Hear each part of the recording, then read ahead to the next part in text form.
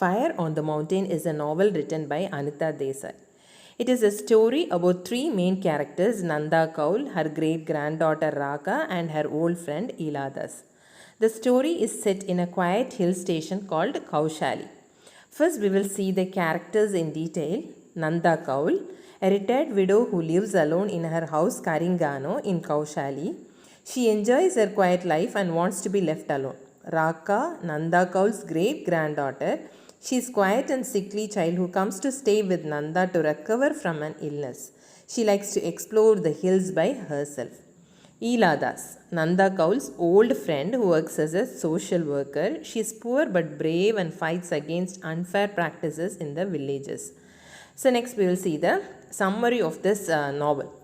The story begins with Nanda Kaul living alone and enjoying her peace. She is not happy when she hears that Raka will come to stay with her, as she does not want her life to be disturbed.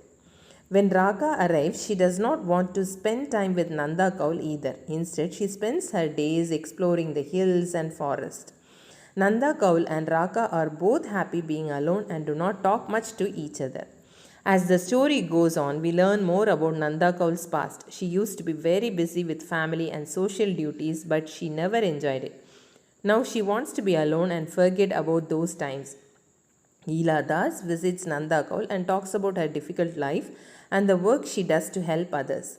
Leela Das is very different from Nanda Kaul because she faces problems bravely and tries to help people even though her own life is hard. The story takes a sad turn when Leela Das is killed while trying to help someone in the village.